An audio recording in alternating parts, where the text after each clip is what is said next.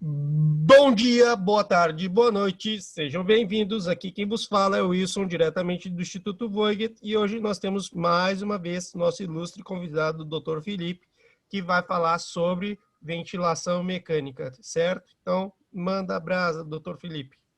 A palavra é sua. E aí, gente, como é que vocês estão? Tudo bem? Tudo bem. Boa noite. Beleza. De boa aí, né? Deixa eu só terminar de configurar aqui. Agora sim, ok. Eu consegui. De boa. Tranquilo aí, né? Vamos nessa, galera. Vejam só, certo? Quando eu conversei com isso falar sobre ventilação mecânica com vocês, certo? Eu perguntei primeiro que período vocês eram. Mas não por discriminação nem nada, é mais por ajuste de informação, entendeu? Então, assim, vão haver informações aqui que eu vou dizer para vocês que talvez não sejam tão, assim, essenciais no momento que vocês estão agora na faculdade, mas eu quero que eu só abra os olhos de vocês para um futuro próximo, entenderam? Porque quando a gente sai da faculdade, na minha opinião, ventilação mecânica é um artifício que todo médico tem que saber, certo? Se você for cirurgião, você tem que saber mexer de certa forma no ventilador e etc. Por quê? Porque no final pode salvar seu paciente, certo? Então, assim, independente da área que você seguir, na minha singela opinião, a gente não precisa dominar 100%, né? Mas a gente precisa conhecer, né? Até porque, como eu disse na outra aula, a gente não vai saber de tudo, é isso? Então, vamos embora, certo? Qualquer dúvida que existir, vão me falando, tá? Para a gente ir organizando e eu esclarecendo, se eu souber, claro, tudo que eu puder para vocês, beleza? Vejam só, como breve histórico, certo? A gente teve a crise da poliomielite, que foi onde surgiu principalmente o conceito de Iron Lung. Tá aparecendo só o slide para você ou tô aparecendo também aí? Como é que tá? Tá Só o aparecendo, slide, né? você tá aparecendo também, Felipe. Então deixa eu tentar tirar. Aqui, isso aqui, né? Agora sim eu consegui, eu acho. E agora, tá de boa? Tá de boa, tá de boa. Melhorou? Melhorou? Sim, sim, tá ótimo. Beleza. E é o que acontece. O primeiro, entre aspas, assim, a primeira ideia de ventilar alguém, né? Não é bem ventilar alguém. A primeira ideia que se teve sobre diminuição da pressão, certo, torácica, e assim ajuste para melhorar a respiração foi o Aaron Lung, certo? Feito na crise da poliomielite, tá? Que em alguns casos os pacientes eles ficavam com uma certa neuropatia, insuficiência respiratória, e eles precisavam de algo assim para que ajudasse eles a respirar. Como vocês estão vendo aí, eram câmeras gigantes, certo? Totalmente assim não usual, certo? Na qual ela diminuía a pressão arterial da atmosfera, certo? E aí a pessoa conseguia respirar melhor, certo? Ou seja, essa foi uma ideia inicial, certo? E depois tiveram vários outros, certo? Mas, assim, é importante a gente saber que existiu, né? Porque foi o precursor de tudo, né? No caso. E tem toda essa evolução dos ventiladores até chegarmos aos ventiladores que temos hoje, certo? Que são esses da segunda figura, os microprocessados, tá? E essa outra figura são ventiladores a fluxo, ou seja, certo? Nós temos vários tipos de ventiladores, certo? Desde as décadas de 60, 70 até agora os mais recentes, que são os microprocessados. O que acontece? Nessa pandemia de agora, certo? Eu vou estar sempre fazendo alusão a essa pandemia que a gente passou. Nós tivemos aqui em Aracaju, né, no caso, eu acho que até no Nordeste, em alguns lugares, ventiladores que usávamos na década de 70, como esse aí da foto, certo? São ventiladores ciclados a fluxo, certo? Então, assim, é um absurdo, né? Mas é algo que, se a gente souber o conceito do que é ventilar fluxo, é ventilar volume, e nós não deparássemos com um ventilador desse, certo? Um avião ventilador, né? mas levando com isso, a gente saberia pelo menos manejar, deixar o paciente vivo até a gente conseguir um suporte melhor de UTI, ou seja o que for. Beleza? Vejam só, antes de entrar em ventilação mecânica, certo? Eu quero só fazer um adendo aqui de gasometria arterial, certo? Eu acho que todos vocês já ouviram falar, né, o pH do corpo normal. E por que é que eu vou dizer isso? Porque um dos objetivos reais da ventilação, estou dizendo um dos, é resolver, por exemplo, a hipoxemia e hipercapnia, né? Que a gente está encontrando hoje em dia em vários pacientes, certo? Com coronavírus. Mas vamos lá. Na gasometria arterial, nós temos esses valores, todos esses valores, certo? Todos eles são padrão. Não existe A, B, C, não existe. Ou o paciente está com acidose, ou ele está com alcalose, ou ele não tem distúrbio. Fechado? Porém, pode ser um distúrbio misto, ou seja, pode ser também acidose, alcalose, dependendo de como que ele vai apresentar na gasometria, os resultados da gasometria e etc. Certo? Alguém aqui já ouviu falar em gasometria arterial, não? Ou todo mundo já ouviu falar? A maioria aqui já ouviu falar. Eu acho que de repente o pessoal do primeiro ano não, o pessoal que tá no segundo período não, mas assim, a esmagadora maioria aqui já ouviu falar, viu, Felipe? Pode tacar ali pau aí.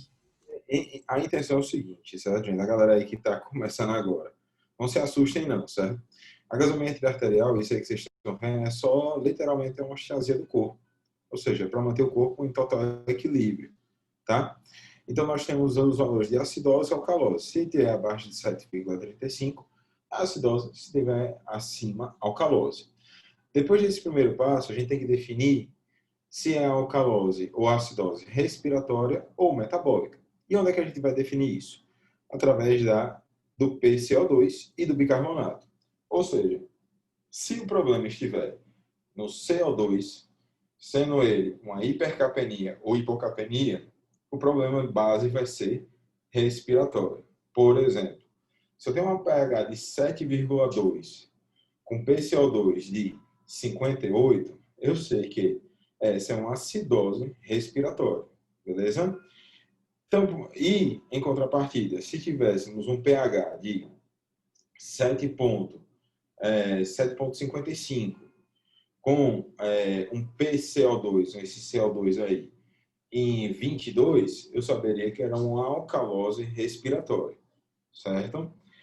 Vale-se também para metabólico, distúrbio metabólico, que a gente vai olhar o bicarbonato, que é esse valor que vai de 22 a 26, certo? Ou seja, se eu tiver um bicarbonato baixo, eu vou ter uma acidose.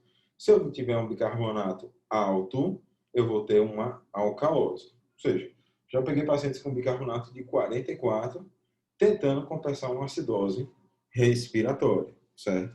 Então, assim, não coloquei exemplos agora no momento, mas eu tenho aqui no computador, no final da aula, eu mostro para vocês, beleza? Mas o importante de vocês saberem, e aí é onde eu vou falar, assim, com propriedade, o seguinte, vejam só. Dentro da gasometria, nós temos alguns valores importantes, certo?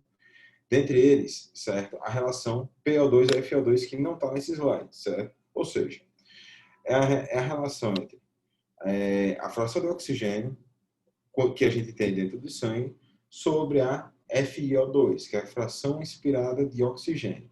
Nós agora, vocês aí provavelmente, estão inspirando em 21%, ou seja, o oxigênio do ar é 21%, certo?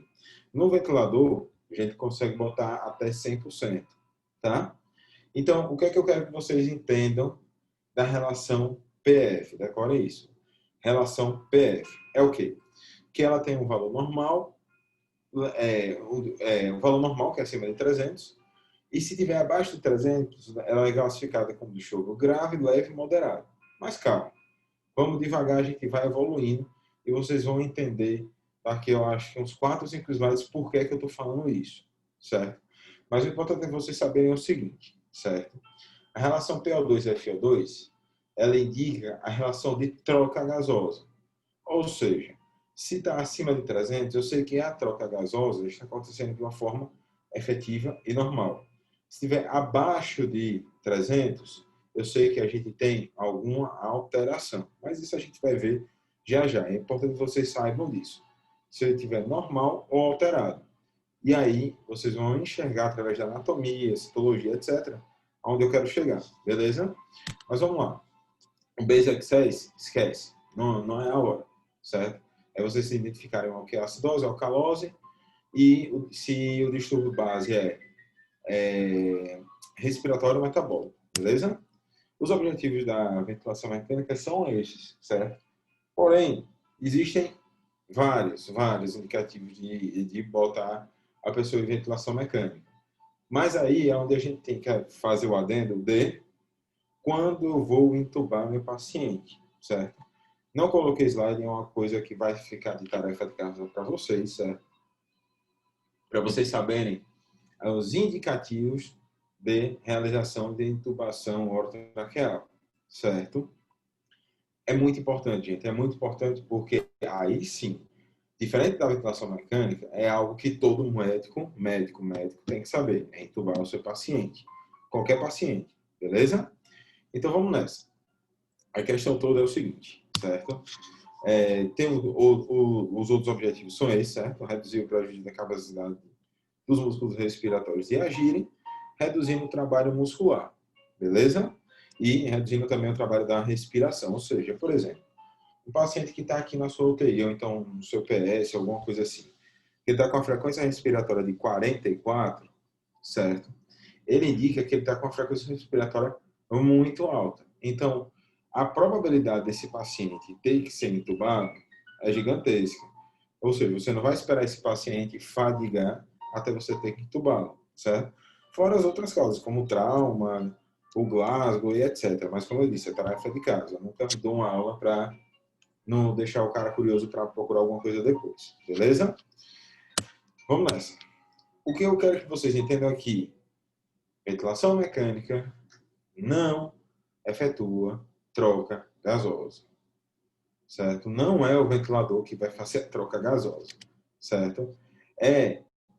E aí eu acho que eu falei na aula, não sei se eu falei na aula passada, sobre as 5 camadas da membrana alvéolo capilar, certo? Então agora a gente está chegando a uma parte crítica da aula, certo? O resto é tranquilo. Mas se vocês entenderem isso aqui, gente, vocês vão entender e poder ventilar qualquer paciente, praticamente, certo? Então vamos lá. O que eu quero que vocês entendam é o seguinte, certo? Ó, tá até em espanhol, ó. A questão toda é a seguinte: vocês têm as 5 camadas da membrana alvéolo capilar, tá? Se houver qualquer alteração em uma dessas 5 camadas, certo? O paciente, ele não vai, qualquer um, não vai conseguir fazer a troca efetiva do oxigênio com o gás carbônico, certo? E aí é onde eu puxo agora para vocês aquela questão do PF. Ou seja, a alteração do PF eu vou encontrar justamente aí, na membrana alvéolo capilar, certo? Ou seja, se eu tiver uma membrana alvéolo capilar alterada, eu vou ter uma relação PF, certo? Alterada. Então, gente, é muito importante vocês saberem cada uma dessas camadas. Não vou me aprofundar no nome delas, certo? Porque você tem o pneumócito, você tem o surfactante, etc. E para cada um serve outra tarefa para vocês pesquisarem, porque nada vem de graça nessa vida, né? Então, gente, o que eu quero dizer para vocês é o seguinte: se eu tenho conhecimento que eu tenho as 5 camadas da membrana alvéolo capilar e que eu tenho alteração na relação PF, se uma dessas estiver alterada, é onde eu vou saber onde eu vou ventilar esse paciente. Tá confuso? Tá. Mas agora vem a grande questão. Se eu tenho, por exemplo, um paciente que ele tem asma, certo? O alvéolo dele tá todo contraído. Ou seja, esse alvéolo, certo? Ele não está encostando nos vasos, certo? Ele não está fazendo a troca gasosa. Então, no ventilador mecânico, eu tenho que fazer com que esse alvéolo se expanda até alcançar essa camada vascular, certo? Ou seja, através de um parâmetro chamado PIP, eu vou aumentar esse alvéolo de tamanho e vou fazer com que ele faça a troca gasosa, ele dilate, depois volta ao normal e assim vai. Beleza? Só que aí o que acontece? Temos outras patologias? Com certeza. Aqui do lado a gente tem um edema agudo de pulmão, certo? Ou seja, um alvéolo. A gente olhando, o cara está com edema agudo de pulmão. O que é que a gente vai olhar? O alvéolo, certo? No alvéolo ele vai estar cheio de líquido, cheio de sangue, certo? Então, o que é que eu tenho que fazer com esse sangue? Eu tenho que empurrar ele para frente. Eu tenho que ventilar esse paciente à pressão, dar uma pressão positiva, certo? Não posso, quer dizer, posso ventilar volume, mas vou ventilá-lo no modo de pressão para que eu consiga tirar esse líquido dentro do alvéolo, certo? Ou seja, a gente sabendo da anatomia e sabendo da sorologia, sabendo da camada, das 5 camadas da membrana alveolo-capilar e sabendo das patologias, associando tudo, a gente consegue ventilar o paciente. De boas. Tá rápido? Para mim tá ótimo. Inclusive, até no final da aula eu posso dividir as 5 camadas com o pessoal aqui, que foi uma coisa que eu já falei para eles. Mas enfim, depois eu taco a borracha aí. Aí, porque se não souber, viu, é algum problema aí, hein, galera? Tem que saber, tá? Porque, assim, é algo que é essencial para a vida do paciente. Fechado? Assim, vai ajudar. Ah, meu Deus do céu, eu sou cirurgião. Eu preciso saber assim camadas da membrana alveolo-capilar? Sinceramente, não. Certo? Mas você tem que tentar imaginar onde possivelmente está o problema. Por exemplo, aí onde vem o exemplo novo, certo? Eu estava na UTI na segunda-feira e recebi uma paciente, certo? Que ela tinha um ICC, certo? Insuficiência cardíaca congestiva. E durante a internação dela, fizeram nada mais nada menos que 6.000 ml de soro em 3 dias. Ou seja, essa paciente ela já não dava conta do volume que ela ingeria, tá? Imagine você dar muito soro. O que acontece com esse alvéolo? O que acontece com essa paciente? Ela vai encharcar.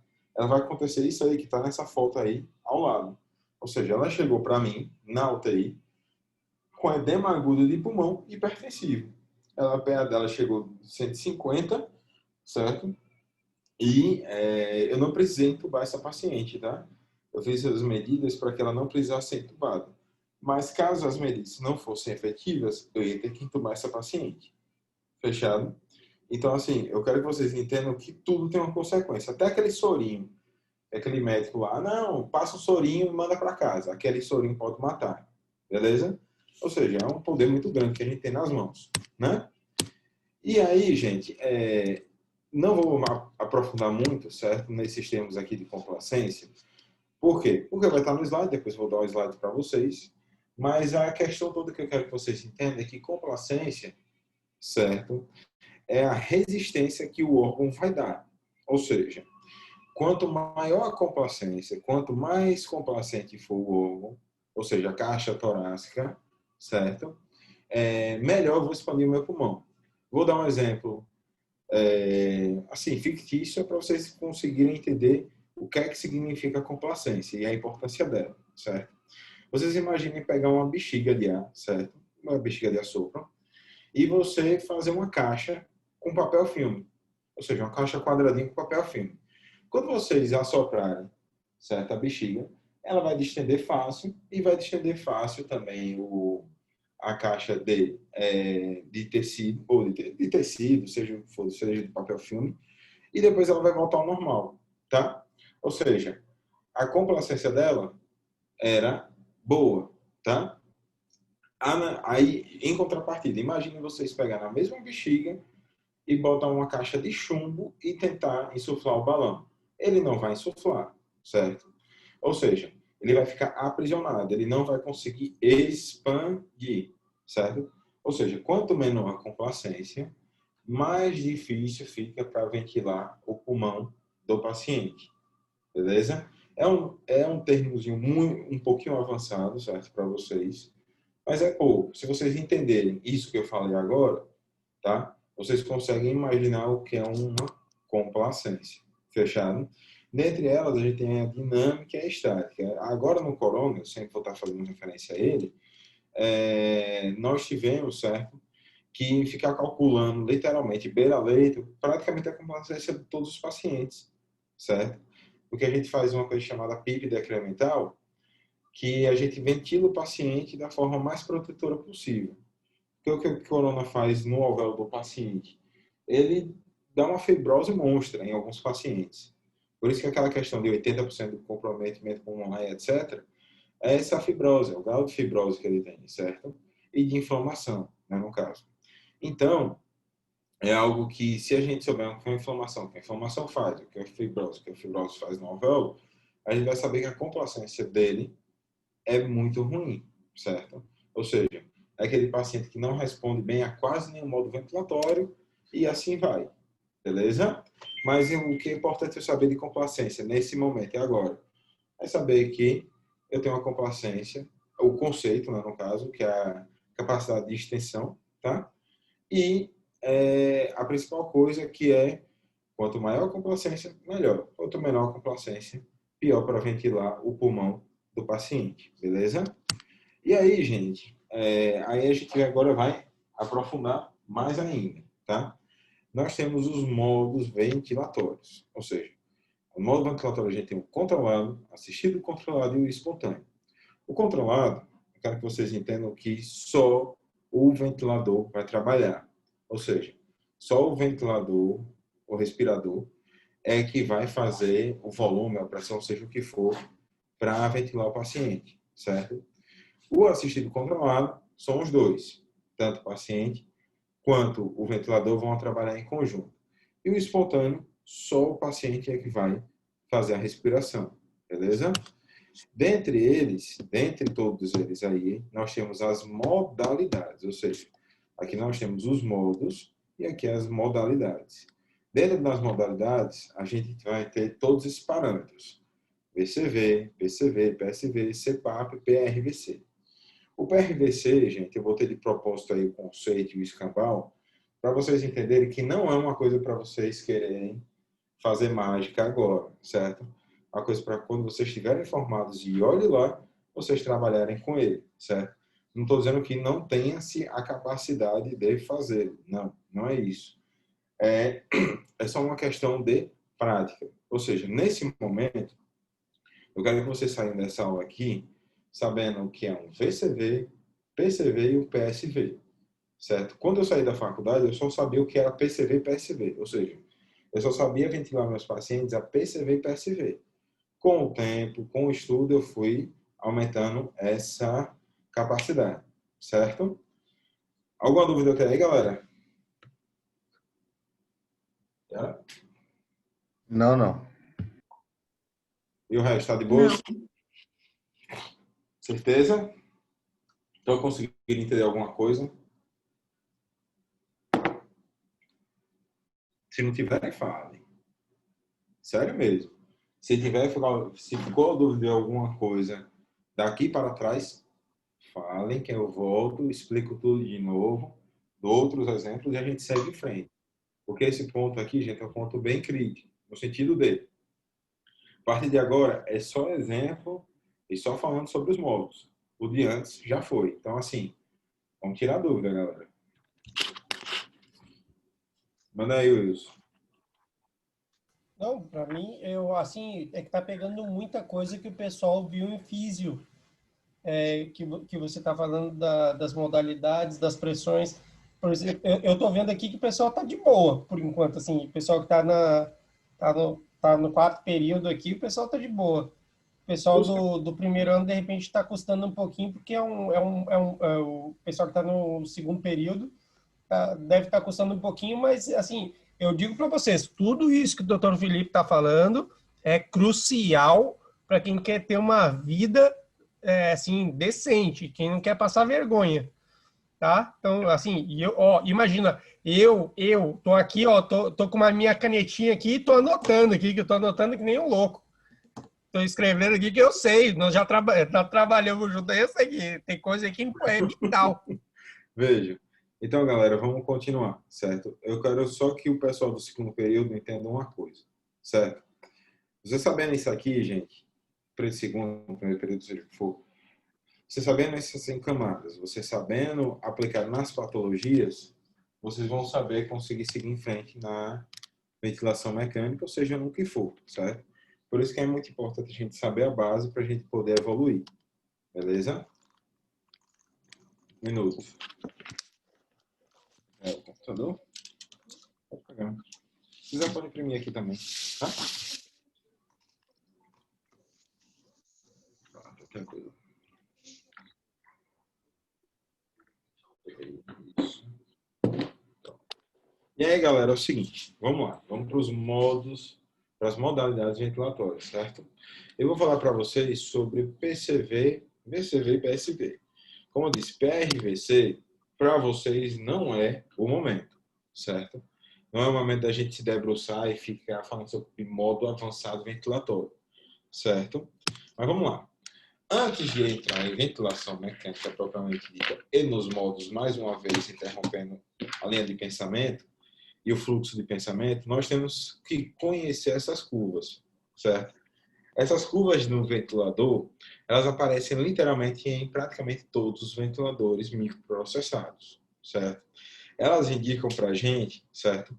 As fases da respiração no ventilador. Qualquer alteração que a gente tiver nessas curvas, a gente vai ter uma alteração na inspiração, na expiração e etc. Mas é importante a gente saber a fase, por quê? Porque, por exemplo, se eu tiver uma fase inspiratória complicada, ou seja, se eu tiver, por exemplo, uma assincronia de duplo disparo, ou então uma assincronia, quer dizer, secreção na via aérea, etc., eu vou ter uma alteração nessa fase 2, certo? Então, assim, é importante a gente saber essas fases da respiração no ventilador justamente por causa disso. Fase 1 é só o início, certo? O disparo, tá? Ou seja, é quando o ventilador ele dispara para fazer a pressão ou volume inicial, certo? O 2 é a fase inspiratória, ou seja, é todo o processo que ele vai inspirar, ou seja, colocar o ar para dentro, beleza? O 3 é a transição, certo? Entre a inspiração e a expiração. E 4 é toda a fase expiratória. Extremamente importante isso. Para quem é assim, para a aula, por exemplo, que eu dei para a Liga de Terapia Intensiva, isso é importante porque é uma coisa muito avançada para a gente que está começando a aprender agora, tá? Mas é algo que a gente tem que tentar visualizar, entender e num futuro distante ou próximo, a gente conseguir visualizar e aplicar na vida real, beleza? Mas assim, sabendo isso aqui, eu vou saber ventilar? Não. Não sabendo isso aqui, eu vou saber ventilar? Pode ser, beleza? Ou seja, isso aqui não é essencial para a vida de vocês, mas é algo que se a pessoa for trabalhar com terapia intensiva e ou trabalhar num PS, onde você está numa sala de estabilização, é de certa forma importante. Por quê? Porque você pode evitar vários perrengues que você poderia ter no sentido de, por exemplo, o paciente está ali entubado, tá? E aí, essa curva número 2, ela começa a ficar serrilhada, tá? Ela fica serrilhada durante 2, 3, 4 horas, tá? E você acha que o problema é o ventilador, tá? E aí, quando você vai ver, o paciente começa a desaturar, tá? A saturação do oxigênio dele começa a cair. Então, nada mais é do que secreção, catarro, tá? Ou seja, se você tivesse aspirado o paciente, talvez você não tivesse passado, precisasse baixar a saturação, ou seja, o que for. E, gente, a obstrução de via aérea é importantíssimo, certo? Porque você vai ter que aumentar a pressão, as pressões de platô vão aumentar do ventilador e vai ser mais trabalhoso para ventilar o paciente, beleza? Mas, assim, vocês sabendo cada ciclo e cada fase onde ela se encaixa, já está bom demais. Fechado?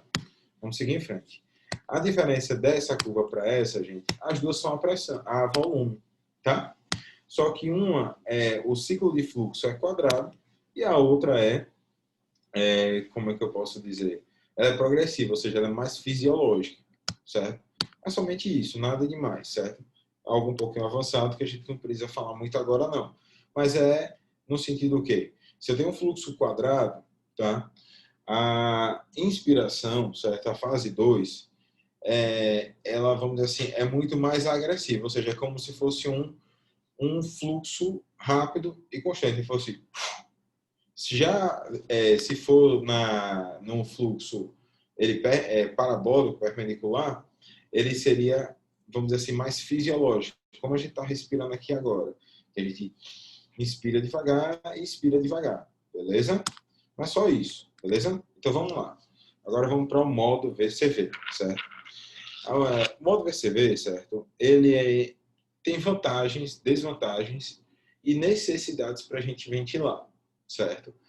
Eu vou dizer mais ou menos assim, onde é que a gente ventila, como é que a gente escolhe o modo ventilatório, mas não é via de regra. O melhor modo ventilatório é aquele que você sabe utilizar. Fechado? Então vamos lá. No VCV, você vai dar um volume programado, certo? Com fluxo e tempo expiratório também programados. E o que é que isso quer dizer? Quer dizer, gente, que cada um de nós, certo? Temos um volume expiratório, volume inspiratório ideal, certo? Isso tudo é calculado. Eu vou ensinar vocês a calcular. Não é nada de outro mundo, não, certo? Foi. Um minutinho, gente. Tá. Então, não é nada de outro mundo, é uma coisa muito tranquila e fácil, tá? A gente vai seguir em frente. Vamos lá. No VCV, certo? A gente vai ter o disparo, que vai ser a tempo e a fluxo. O limite da respiração vai ser a volume e a ciclagem vai ser a volume e tempo. Isso aí parece segredo, mas é exatamente isso aqui, certo? E aí o que acontece? O disparo é com certo tempo. O limite é o fluxo, ou seja, esse limite inspiratório que eu disse para vocês da onda quadrada, tá? E ele cicla quando você dá o volume certo naquele tempo, tá? Vou mostrar para vocês mais ou menos como é que é posteriormente. Tem exemplo aqui, foto de ventilador que eu vou mostrar para vocês. É importante eu saber se disparo, limite e ciclagem? Não. Só na teoria. Mas na prática, dia a dia, vida real, não. Certo? É aí o que acontece. Na vantagem, a gente vai controlar o volume corrente, certo? E na desvantagem, a gente vai ter ausência do controle sobre as pressões inspiratórias. E o que é que isso quer dizer? Vou mostrar e exemplificar na prática, tá? Quem é a pessoa mais baixinha que está aí?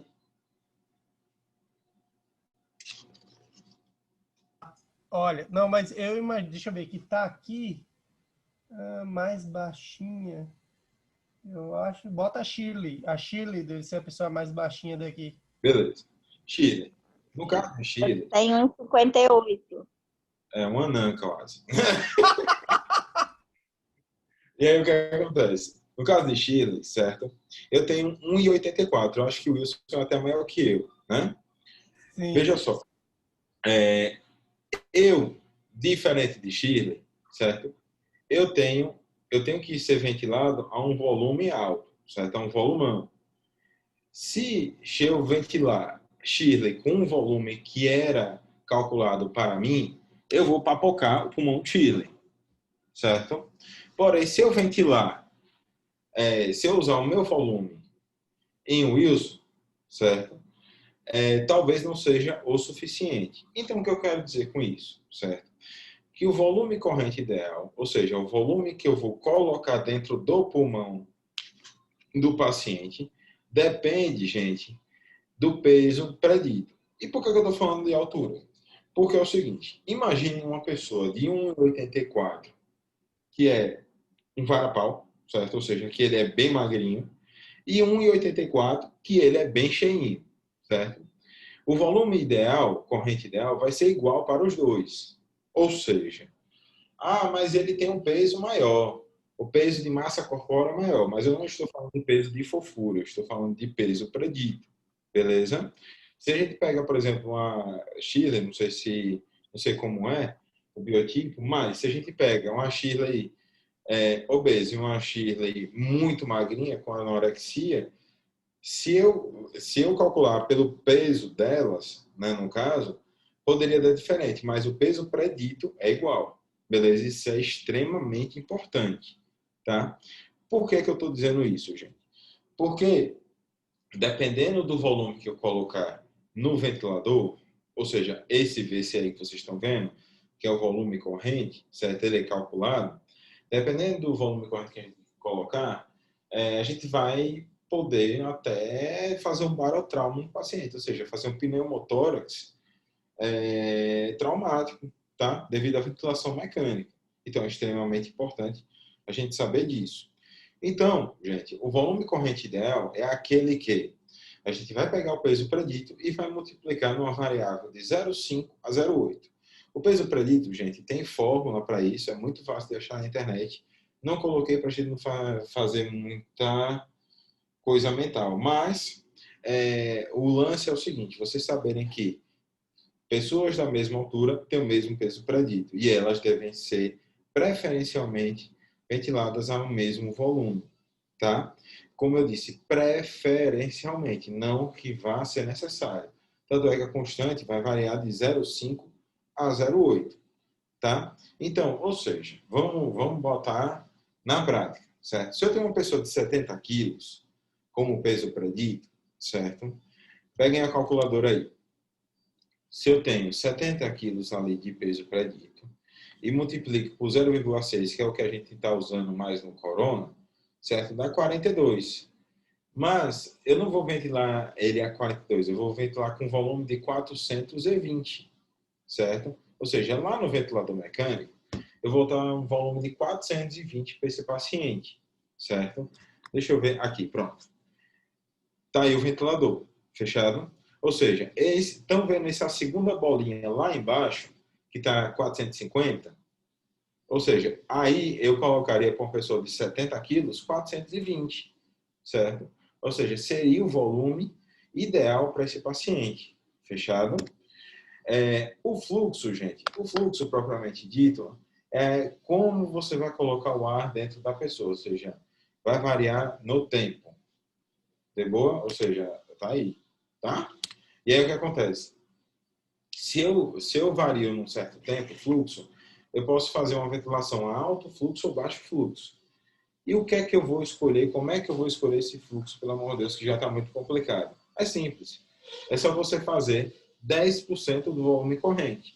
Ou seja, se o volume corrente que você colocou foi 420, você vai botar um fluxo de 42, tá? Isso para ficar fisiológico, tá? Isso para um paciente que está normal, que está tranquilo, numa boa, que não tem corona, que não tem problema de PLC e etc, certo?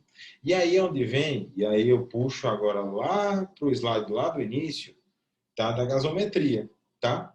Ou seja, se eu tiver um paciente que ele tem um PCO2 elevado, em, por exemplo, acidose respiratória, eu tenho que fazer o que com esse paciente? Eu tenho que aumentar tanto o volume corrente quanto o fluxo, certo? Precisa ser os dois de uma vez? Não. Pode ser só o fluxo, por exemplo, certo? Ou seja, a quantidade de ar que entra sai do pulmão para que eu consiga fazer uma troca gasosa eficiente e que eu vá conseguir aumentar de forma não fisiológica, certo? O fluxo de entrada de ar e assim a troca gasosa. Ou seja, diminuir o PCO2, uma expressão que a gente usa, lavar o PCO2. Fechado? De boa, galera. Todo mundo viajando? Ou estou conseguindo entender? Não, tá muito bom, tá muito bom. Se puder explicar o negócio do lavar o PCO2 de novo, faz favor. Veja, a lavagem de PCO2 se você tem um PCO2 elevado, nós temos algumas táticas para conseguir diminuir o PCO2 do paciente, certo? Por quê, gente? Porque um PCO2 elevado vai levar a gente a uma acidose respiratória, tá? E aí o que acontece? A gente tem que aumentar tanto o fluxo, certo? Quanto o volume corrente. Não tendo que aumentar os dois ao mesmo tempo. Ou seja, a gente quer aumentar a quantidade de vezes que esse paciente vai respirar. Podendo também aumentar esse parâmetro aí chamado frequência respiratória. Que é o quê? Frequência respiratória. Beleza? E aí, vamos seguir em frente. Certo, gente? Então, eu tenho lá no meu ventilador, nesse ventiladorzinho aqui nosso, certo? A frequência respiratória, que é essa primeira bolinha. A segunda bolinha é o volume corrente, certo? A terceira bolinha é o fluxo. Essa quarta bolinha, a gente não vai prestar atenção nela agora, mas ela se chama pausa inspiratória, tá? Ou seja, ela, dependendo de quando você coloque, e no modo ventilatório que você coloque, a gente vai calcular aquela coisinha chamada complacência, que eu falei lá no início, beleza? Mas não é importante agora. Se alguém tiver curioso para saber, lê depois sobre mini titulação da PIP, ok? E o 12 aqui, gente, é a PIP, certo? Nós temos aqui a PIP. Do lado temos a sensibilidade e a FO2. Vamos falar um pouquinho sobre a PIP, certo? A PIP, gente, é a pressão inspiratória final. Ou seja, é aquela pressão que eu faço no alvéolo, para o cara que está entubado não colabar o alvéolo. Ou seja, aquela pressão que fica residual entre aspas, para deixar o alvéolo aberto, ok? Ou seja, é a pressão que eu vou dar lá no fim, lá para tirar aquele edema de pulmão. Lembra? Ou seja, se eu tenho líquido dentro do alvéolo, eu aumento a PIP para que eu aumente a pressão dentro do alvéolo e expulse aquele líquido, certo? Se eu tenho, por exemplo, um pulmão de um asmático, eu também tenho que ventilar uma certa PIP um pouquinho mais elevada, um pouquinho, para que ele faça a expansão desse alvéolo. Porém, imagine se você tiver um pulmão de pedra, tá? Por exemplo, de um DP alcídico. Ou seja, aquele pulmão que ele não expande, que tem uma complacência ruim, certo? Não vai adiantar você aumentar a PIP, porque a chance de você fazer a lesão alveolar naquele paciente é muito grande. Fechado? Então, ou seja, vocês viram que eu estou ligando o primeiro slide com um negócio aqui, besta, né? Então, vamos seguir em frente, tá? Depois eu vou aprofundar um pouquinho mais na PIP para vocês saberem o tamanho da importância dela. Lembrando que PIP mata, certo? Depois também, gente, num slide mais à frente, eu vou falar sobre os parâmetros que nós estamos respirando aqui agora em ar ambiente. Mas para que vocês entendam sobre um pouquinho de ventilação mecânica, é importante que vocês saibam esses parâmetros. Ou seja, se eu pego um ventilador, no caso, a gente chama esse ventilador aí de vela, certo? Se eu pego um ventilador vela, certo? Eu ponho no modo volume controlado, lá em cima escrito volume AC, A/C, eu vou ter esses parâmetros aí embaixo, nos quais eu tenho que alterá-los para que eu faça a ventilação mecânica ser bem efetiva. Fechado? A sensibilidade, que está em 4, gente, eu quero que vocês não façam muita masturbação mental nela, não. É só vocês entenderem o seguinte. A sensibilidade é um parâmetro que a gente usa de backup e de proteção do paciente. Ou seja, quanto maior o número da sensibilidade, quanto mais elevado o seu número, menos o ventilador vai estar sensível ao paciente. Ou seja, se eu ponho uma frequência respiratória de 20, certo, aqui no ventilador, eu quero que o meu paciente faça uma frequência respiratória de 20. Mas, se eu ponho uma frequência respiratória de 20 no ventilador e o meu paciente está fazendo uma frequência respiratória de 32, quer dizer que ele não está acoplado à ventilação mecânica. Ou seja, ele não está bem sedado, ele não está bem acoplado, ele não está bem, vamos dizer assim, os parâmetros talvez não sejam suficientes para ele, certo?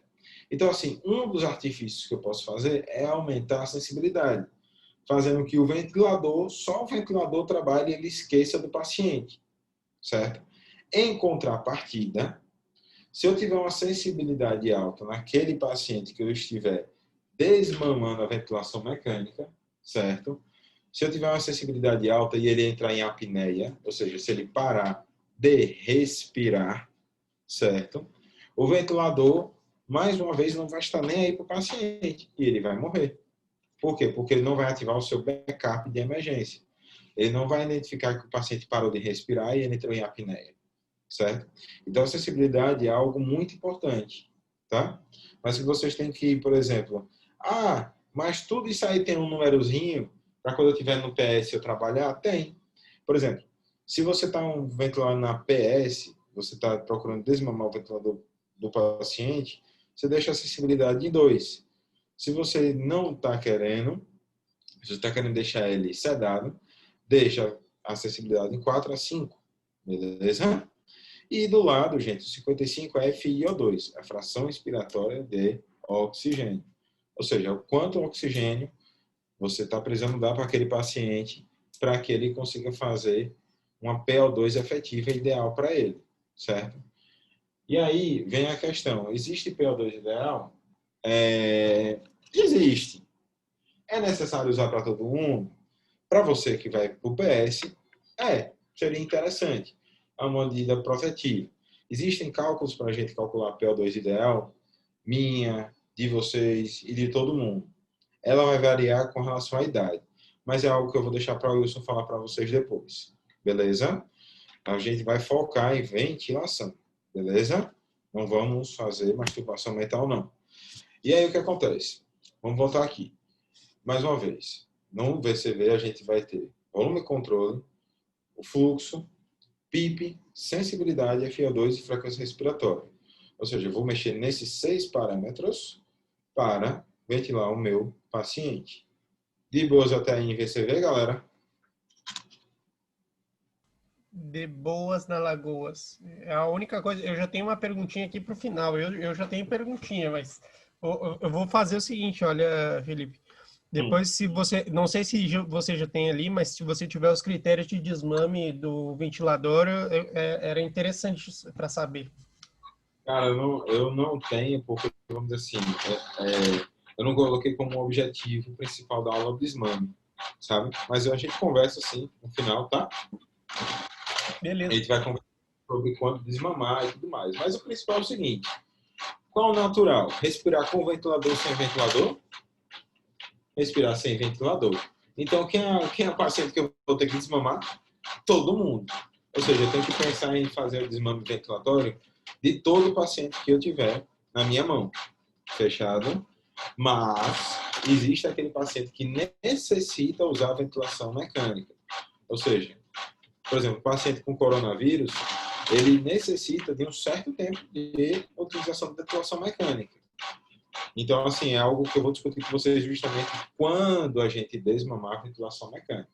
Fechado? Então, vamos seguir em frente. VCV é isso aí, galera. Tá? Só um extrazinho aí para vocês, mas não vou me aprofundar muito, prometo. Vocês estão vendo que o volume de controle está de 450, correto? Mas ele está fazendo um volume corrente de 400. É esse segundo quadrado, tá? Ou seja, eu estou dando 450 e ele está fazendo 400.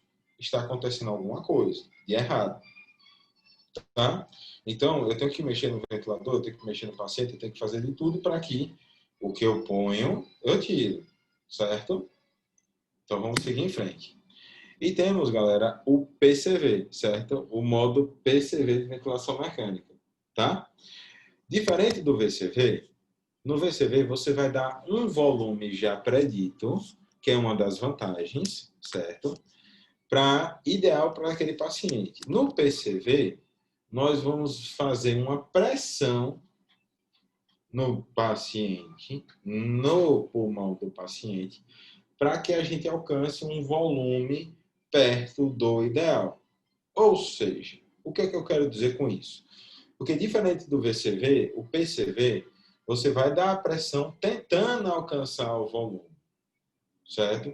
Não precisa ser fidedigno. Por exemplo, naquele lá, eu estava dando 450, ele estava fazendo 400. Tem alguma coisa de errado? Tem. Mas se a gasometria não estiver ruim, ele estiver indo bem, dependendo da patologia que ele tiver, eu fico tranquilo. No PCV, a mesma coisa, certo? Mas eu quero que vocês entendam o conceito. Em um você deu volume, no outro você está dando pressão. Fechado? Por exemplo, e quando eu uso um, quando eu uso o outro? Tá? Vamos, antes de aprofundar em PCV, vamos falar sobre quando eu uso um, quando eu uso o outro. Vejam só, pacientes obesos, como eu, por exemplo, certo? Eu estou cheinho, por causa desse cara dessa quarentena, que eu estou trabalhando feito diabo, é melhor me ventilar volume do que a pressão. Por quê? Porque se eu me ventilar volume, se vocês me ventilarem a volume, vocês vão ter uma pressão intraabdominal a vencer. Ou seja, talvez aqueles 400 que eu estava dando, talvez ele não estava fazendo 450. Por quê? Porque ele não conseguia vencer a pressão abdominal. Ou seja, a gente tem o diafragma. O que é que eu quero falar com pressão abdominal? A gente tem o diafragma e a gente tem que fazer com que o ventilador abaixe o diafragma. Para isso, ele tem que fazer uma pressão enorme para baixar o diafragma. E se eu sou cheinho, vai ser muito mais difícil. Se eu sou magrinho, vai ser muito mais fácil, porque eu vou ter que fazer uma pressão muito menor. Ou seja, o volume que eu conseguir, que eu der, eu sei que eu vou conseguir atingir, muito provavelmente. Já em PCV é diferente, porque eu estou dando já a pressão, mas eu não consigo calcular o volume. Fechado? Então, estamos aí em uma vantagem. Você vai ter um maior recrutamento de alvéolo, você vai ter uma melhor sincronia do paciente, você vai estar fazendo uma pressão de pico menor. Já como desvantagem, o volume não é garantido. Por exemplo, já tive pacientes que eu ventilei a 350 de volume em VCV. Quando eu botava em PCV, eu precisava fazer altas pressões para alcançar aquele volume ideal. Ou seja, o volume ideal da pessoa era 350. Em VCV, eu conseguia alcançar. Em PCV, não. Tá? Em PCV, eu tinha que ficar aumentando a pressão, certo? Para tentar alcançar aquele volume ideal para o paciente. Fechado? Então, assim, essa é uma das principais diferenças que eu quero que vocês percebam, tá? Que é extremamente importante para o paciente, para o seu doente, tá? Que, assim, é algo, gente, que a prática do dia a dia e como o seu paciente vai se comportar é que vai fazer você escolher o melhor modo. Lembrando que o melhor modo é aquele que você sabe mexer. Fechado? E aí, gente, como os parâmetros da PCV, nós temos a PC, que é a pressão do controle, a PIP, mais uma vez, frequência respiratória, sensibilidade FiO2 e tempo inspiratório. Ou seja, nós temos duas coisas diferentes. Ao invés de a gente dar o volume, a gente vai dar a pressão. E ao invés de a gente dar o fluxo, a gente vai dar o tempo inspiratório. Mas se vocês fizeram uma alusão, talvez até quase seja um sacrilégio fazer isso, é porque é o seguinte: se você forem pensar bem, você vai dar um fluxo, um certo tempo. Sendo que aqui você está dando o tempo. E ele que vai se virar para fazer o fluxo. É mais ou menos isso. Não é muito isso, mas é por aí. Fechado? O que é que eu quero dizer com isso? Aí você tem um ventilador ventilando a PCV. Certo? E aí é onde eu vou chamar a atenção para aquelas curvas lá, que aí eu vou dizer para vocês a importância desse momento. Fechado? Vamos devagarzinho. Eu tenho aqui a FiO2, que é de 30%, ou seja, fração de oxigênio. Do lado eu tenho uma PIP de 8, uma frequência respiratória de 15 e uma pressão de controle de 12. Com a pressão de controle de 12, veja aí nesse 422. Ou seja, com a pressão de controle de 12, eu estou fazendo um volume desse paciente de 422. Uma pressão de 12, gente, é baixinha, tá? Por exemplo, eu entubei um paciente agora, eu vou botar qual a pressão? Você põe 12. 12 a 16, certo? Para tentar alcançar o volume. Mas se eu não estiver fazendo volume, não adianta eu saber que eu entubei o paciente e eu botei PIP ou pressão de controle de 12, dei as costas e vou transferir o paciente para uma UTI. Não, certo? Eu tenho que saber que se eu botei uma pressão de controle de 12, ele está fazendo um volume de 100, por exemplo. Ou seja, não está fazendo um volume ideal para ser humano nenhum. Quer dizer, a não ser para criança, né? Mas vamos fazer assim, vamos basear em adulto, certo? E aí, o que acontece? Eu estou dando uma pressão para alcançar um certo volume. Diferente do VCV, que eu já dei o volume e ele já, entre aspas, vamos imaginar, já deu aquele volume que ele precisava. Beleza? E aí, gente, no PC, nesse gráfico aí, eu vou chamar a atenção desse segundo gráfico. Lembram que a gente tem a fase de inspiração, quer dizer, o início do ciclo, fase de inspiração e etc. Olha aí, certo? Essa curva verde, tá? Logo depois desse primeiro gráfico, vocês veem que ela desce na inspiração, sobe, desce de novo e depois sobe de novo. E tá errado. certo? É para ela descer, subir, depois subir de vez e descer de novo. Ou seja, essa curva não está nada parecida com aquela lá que a gente viu. Por isso que vocês souberem, vocês sabendo onde é que está entre aspas, o defeito, certo? Vocês vão poder corrigir o erro. Aqui, gente, nesse ventilador, vocês não estão vendo o parâmetro de tempo inspiratório, porque ele fica nesse botãozinho aqui de programas adicionais, de programações adicionais. Mas vocês conseguem ver a relação ins-ex aqui no ladinho, ó. Você tem aí o tempo inspiratório de 1,33 e ele está fazendo uma relação ins-expiratória de 1 para 1,3. Ou seja, ele está inspirando em 1 segundo e expirando em 1,3 segundos. Tá? E qual é o fisiológico? Qual é o normal? Já que eu disse o volume corrente ideal, eu sei fazer o volume, ou o tempo inspiratório ideal. O tempo inspiratório ideal, gente, que a gente está respirando aqui agora, é de 1 para 2, 1 para 1,8, mas em geral eu expiro em 1 segundo e expiro em 2 segundos. Fechado? Isso para vocês saberem mais ou menos o que é, vamos dizer assim, natural da gente. E aí, alguma dúvida até agora, galera? Tá indo de boa? Ou tá descendo seco? De boa na lagoa. Estão conseguindo entender mesmo? Se vocês não tiverem, falem. Falem. Beleza? No final da aula a gente conversa direitinho e vamos embora. Só tá faltando um pouquinho de coisa agora. Prometo para vocês, certo? Gente, diferente do PCV e VCV, eles são modos controlados. Agora a gente tem uma pressão de suporte, ou seja, o ventilador apenas vai dar o suporte para manter o pulmão e o alvéolo aberto, certo? Mas quem vai controlar todo o ciclo respiratório vai ser o paciente, fechado? E aí, como vantagem, certo? A gente tem porque no modo PSV é quando a gente vai desmamar a ventilação mecânica. Nós temos alguns critérios de extubação. Eles, eu acho que, se não me engano, são 17, mais ou menos, certo? Mas, aqueles critérios, por exemplo, se o paciente teve febre no dia anterior, a gente não estuba e etc e tal. É regra? Não. Já estubei paciente com febre, certo? E deu certo, tá? Mas são recomendações. Então, como é que eu vou saber que aquele paciente está apto a ser extubado, certo? A gente vai saber se ele está apto ou não, certo? Que esse critério, esse primeiro critério, ele pode estar presente ou não. Vou explicar a vocês por quê. Ou seja, se eu chego no paciente fulano, ele acorda, abre o olho para mim, e eu digo, aperte minha mão e ele aperta, certo? É um bom indicativo que eu posso estubar o paciente. Por quê? Porque qualquer comando que eu der, ele vai provavelmente obedecer.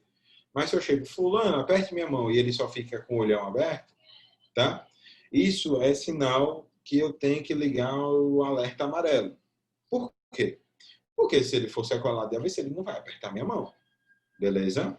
Mas nem por isso eu posso deixar de ter com déficit neurológico que ficaram fora do tubo e conseguiram progredir para alta. Ou seja, não é que eu tenha que obedecer a comando, mas certamente é ligar o sinal amarelo. É pesar custo-benefício e outros fatores. Outro critério de extubação que a gente usa, gente, que é muito importante, é presença de tosse. Tosse eficaz. Para que, se ele tiver catarro, ele consiga botar para fora. Beleza? Ou seja, tosse, eu tenho um bom nível de consciência e eu responder a comandos seria, de certa forma, grandes vantagens, tá? Para eu poder tirar esse paciente do tubo. Porém, fora isso, gente, a gente tem que fazer esse paciente praticamente respirar igual que a gente está respirando agora, que é uma coisinha chamada TRE, Teste de Respiração Espontânea. Eu estou aprofundando agora, tá, Wilson? Já para a gente ficar a par disso aí e depois a gente prosseguir. O TRE, gente, é um teste de respiração que a gente faz, que a gente deixa o paciente respirando igual que a gente está respirando agora com o tubo na boca. Ou seja, o que a gente faz? A gente ou desconecta o paciente do ventilador, ele fica com o tubo na boca, a gente vê se ele aguenta, ou a gente põe os parâmetros ventilatórios fidedignos ao que a gente está respirando aqui agora, tá? Mas para isso a gente tem que saber que parâmetros aqui existem, que é a pressão de suporte, certo? Que é uma pressão pré-programada para abrir o pulmão, só deixar ele aberto e não atelectasiar. Nós temos a PIP, a sensibilidade, lembra a sensibilidade no PSV? É um backup de emergência, ou seja, é um backup de segurança para o paciente. E a FiO2 do mesmo jeito, certo? Então, gente, para vocês terem ideia, assim, de quais são esses parâmetros mínimos que a gente tem que encontrar no ventilador, é mais ou menos o seguinte. Nós agora estamos com a PS mais ou menos de 8 a 10, tá? Precisamente assim, eu diria que 8, certo? Que é a pressão de suporte. A PIP que a gente está respirando agora é entre 5 e 6, certo? E a FO2, 21%. Ou seja, se eu tenho um paciente nesses parâmetros, eu tenho praticamente esse paciente em TRE. E não necessariamente eu vou precisar desconectar esse ventilador do paciente para fazer esse teste, beleza? Mas, tipo, antes eu fazia como? Eu desconectava o paciente, botava um cateter de O2 com uma sonda de respiração dentro do tubo e ficava esperando para ver se ele ia reagir bem. Se ele não reagisse bem, eu voltava para a ventilação mecânica. Mas como a gente pega mais mão e mais prática para entubar o paciente, a gente tem segurança para tentar estubar o paciente. Fechado? Mas não vão estubando na doideira, não. Tá? E aí, gente, a gente tem um ventilador em PS, certo? Ou seja, o PS desse paciente estava em 12, relativamente alto, certo? Mais que o normal. Mas a PIP, quase que a gente está respirando agora aqui, quase 7. Uma sensibilidade de 4, chama a atenção para a sensibilidade de 4, que era melhor que estivesse em 2. E uma FiO2 de 21%. Ou seja, estava praticamente respirando ao ar ambiente. E prestem atenção, gente, no volume total expiratório desse paciente, que está de 565. Ou seja, é um paciente que está fazendo um tamanho volumão. E isso é bom, de certa forma. Por quê? Porque a gente sabe que aquela via aérea, a gente sabe que aquele pulmão do cara, do paciente, tá bom. Certo? De certa forma, tá bom. A única coisa que eu fiz para não estubar esse paciente nesse primeiro momento foi a frequência respiratória, que vocês estão vendo aí que ele está fazendo 28 de frequência respiratória, tá?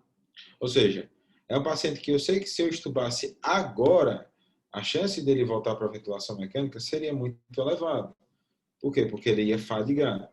Eu tenho que fazer esse paciente se acalmar, ficar tranquilo, fazer uma frequência respiratória de 12 a 18 ou 16 e progredir a estubação desse paciente. De boa, galera. Acabou praticamente. Só falta aprofundar um pouquinho mais sobre a PIP e saber por que é que ela mata, tá? A PIP, gente, eu quero que vocês imaginem o seguinte, certo? Eu já vou botar na figura para vocês entenderem, tá? A PIP é aquela pressão do alvéolo que eu falei para vocês, fechado? Se eu tenho uma PIP muito elevada, ela vai acontecer isso que acontece nessa primeira imagem aí.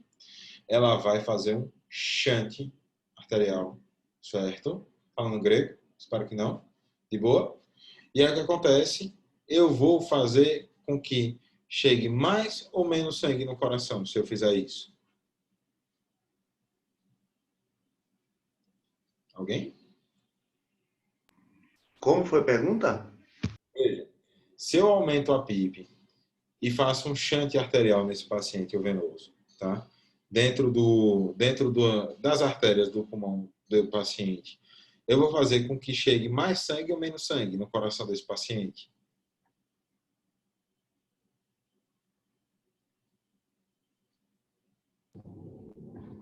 Pode chutar, gente.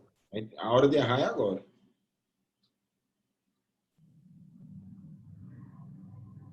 Pensa aí, se o coração chega se o sangue chega no coração, no átrio direito, vai para o ventrículo direito, vai para o pulmão. Aí quando eu chego no pulmão, tem aquela pressão que eu faço diminuir a artéria, certo? Eu faço com que a pré-carga, ou seja, a quantidade de sangue que fica atrás, aumente. Ou seja, justamente, boa. E aí o que acontece? Eu não consigo botar esse sangue para a frente.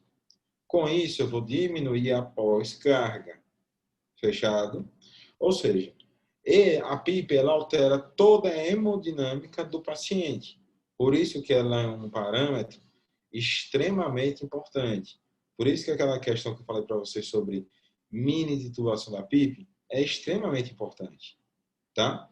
Porque quando a gente do paciente, a gente muda a hemodinâmica todinha do paciente. Fechado? Por exemplo, o paciente estava estubado e aí quando eu entubei, ele chocou. A pressão dele baixou, certo? Por quê? Porque talvez a PIP podia estar muito elevada. E assim vai. Vou lhes dar um exemplo da prática para que vocês aprendam, tá? Teve um paciente que eu cheguei no plantão, tá? E a PIP dele estava em 18. Lembrem, uma PIP normal é de 5 a 6. E a PIP estava em 18, certo? Lembram daquela relação PF que eu falei para vocês? Ela entra aqui agora, né? Como eu já falei, a PIP altera a conformação do alvéolo e aí serve para resolver essa questão da relação PF. O colega da noite anterior, ele tinha colocado uma PIP de 18, porque a relação PF estava muito baixa. Esse paciente, ele foi vítima de um trauma de moto, tá? Moto-carro.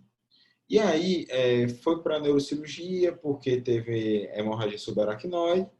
E aí, estava entubado lá no CTI e o pessoal aumentando a PIB. Por quê? Porque o pulmão dele, gente, estava atelectasiado, tá? Por causa do trauma na caixa torácica dele. Então, vocês imaginem só. Eu estou aumentando a PIB, eu estou aumentando a estase venosa do paciente e eu estou fazendo troca efetiva? Não. O que é que eu estou fazendo com a pós-carga? Eu estou diminuindo. Ou seja, aquele sangue oxigenado que deveria chegar no cérebro para evitar mais isquemia, certo? Fez o contrário. Chegou menos sangue oxigenado na cabeça e esse paciente evoluiu com morte encefálica depois. Evoluiu com morte encefálica por causa da PIP? Foi? Não necessariamente. Foi um conjunto de fatores. Mas podem ter certeza, influenciou. Vocês não têm uma mínima dúvida disso. Certo? Então, é um parâmetro extremamente importante e a gente saber no que está mexendo. Fechado? Então, gente, a função da PIP quer dizer, o que a PIP pode causar é justamente isso, certo? Altera o débito cardíaco, pode gerar um barotrauma, pode gerar uma pneumonia associada à ventilação mecânica, reduz a pré-carga, certo? E assim vai. Beleza? Ou seja, diminui o retorno venoso, tá, gente? Beleza? O pensamento foi certo da colega. Tá? E aí, gente, assim, vou entrar nisso, não deveria, mas é uma coisa que eu falei lá para a aula da terapia intensiva, da Liga Terapia Intensiva, que são só duas coisinhas a mais. Auto-PIP, certo? Que é quando eu tenho uma pressão residual permanecente nos alvéolos após a expiração completa, ou seja, quando eu não consigo colocar para fora todo o ar, certo? Todo o volume, tá? E aí, como causa, a gente tem um volume, todas essas causas aí, uma frequência respiratória elevada e tudo mais, e eu vou encontrar um auto-PIP naquele gráfico de fluxo-tempo, ou seja, quando ele não encosta na linha de base, certo? Eu tenho um auto-PIP. Então, gente, aquele paciente que eu mostrei para vocês, esse aqui, ó, ele está tendo auto-PIP, tá? A linha de base, se vocês fizeram um esforcinho aí, ela não alcança, quer dizer, desculpe, depois da fase expiratória, quando a gente vai para a fase 1, que é o início do ciclo, ele não inicia na linha de base, ele inicia abaixo da linha de base. Ou seja, eu tenho um alto PIB. E aí eu não consigo tirar esse volume todo, e aí por isso que eu estou fazendo 400 de volume. Beleza? Complicado, mas é algo, como eu disse, é algo só para vocês imaginarem. Não vamos fazer masturbação mental em cima disso, não. E o volume minuto, gente, aí, Wilson, onde entra aquela sua dúvida. E como é que eu vou saber se o paciente está lavando CO2 ou não? Através do volume minuto, tá? Se eu tenho um volume minuto acima de 7,5, eu sei que o paciente está lavando CO2. Se eu tiver um volume minuto abaixo de 7,5, eu sei que o paciente não está lavando ApCO2. Fechado? consequentemente, eu vou estar piorando a acidose respiratória e assim vai. De boa, galera. Acabou. Ah, que beleza. Sensacional, sensacional, maravilhoso, maravilhoso, tá bom? Não, eu acho que foi bem esclarecedor e, assim, eu acho que essa foi um primor de aula. Essa aula vai ficar disponível lá no Instagram do curso e eu vou colocar ela no YouTube também. Então, tipo, quem teve alguma dúvida e ficou acanhado vai poder ver essa aula uma e outra vez, Fica- aprendendo ali com o Dr. Felipe. Se eu der canelada, o Wilson tem meu telefone, me chama que a gente conversa. Beleza? Não, Beleza. não erro do mesmo jeito que todo mundo. Então, estamos junto aí para qualquer coisa e qualquer dúvida. Vamos agora abrir para dúvidas, né? Pessoal, alguém tem alguma dúvida? Vocês podem ficar à vontade para perguntar para o Dr. Felipe, certo? Ele está aberto aí, está bem disposto.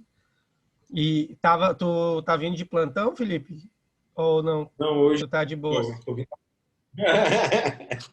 Hoje eu tô vindo da praia. Tá certo. Ah, aí é melhor ainda. Aí é melhor ainda. Bom, eu deixo livre aqui. Elber, se você tiver alguma dúvida, faça a sua pergunta. Fique à vontade. Eu sei que o Elber é o mais destemido. É o que não... Não, Ele gosta de fazer as perguntas. Eu gosto de ouvir as perguntas do Elber. Vai, manda, Elber. Não, na verdade, Wilson, cortou um pouco a minha internet aqui. Eu vou procurar ver essa aula de novo e qualquer coisa eu mando para você, você manda para o doutor Felipe. Mas tudo que eu peguei, até onde que eu peguei, perfeitamente, foi bem esclarecedor, doutor Felipe. e Muito fera, viu? parou Depois, quando a aula? Não, ficou não, cortando. Tava ele disse que cortando. ficou cortando a internet dele. Pessoal, assim, Travava. uma coisa que eu vou dizer para vocês, o Dr. Felipe, depois ele vai me passar o Instagram dele e eu adiciono lá, se vocês quiserem seguir o Dr. Felipe lá, verem as viagens dele, os passeios que ele faz também, não tem problema, pode dar as curtidas lá na foto dele. Beleza. Pronto. Meus amados, então eu acho que como a palestra foi muito boa, foi sensacional, eu vou dar para o encerrado, né? Vamos seguir o barco. Doutor Felipe, agradecer mais uma vez a sua participação, sensacional, como sempre, né? Elucidando essas dúvidas e colocando na mesa em pratos limpos o assunto. Maravilhoso, sensacional. Nota 10. Eu sempre digo, doutor Felipe é nota 10, tá bom? Pronto. Então, Cara, pessoal, muito obrigado. Doutor Felipe, suas considerações finais. dúvidas. Preciso de dúvidas. É impossível. Eu estou aprendido. Aqui o pessoal é Depois ninja. a O pessoal gente é ninja. pergunta as dúvidas. Mas pode falar. Eu vou acabar fazendo. Eu vou fazer um questionário de perguntas e aí a gente vai ver. Aí eu te mando o resultado. Viu, Felipe? Doutor Felipe, eu mando. Vou fazer o questionário de perguntas aqui, boto o pessoal fazer carro e quero ver se aprenderam mesmo. Tá bom? Pessoal, até amanhã. Ficamos por aqui, então. Doutor Felipe, sensacional. Nota 10 mais uma vez. De boa. Tamo junto.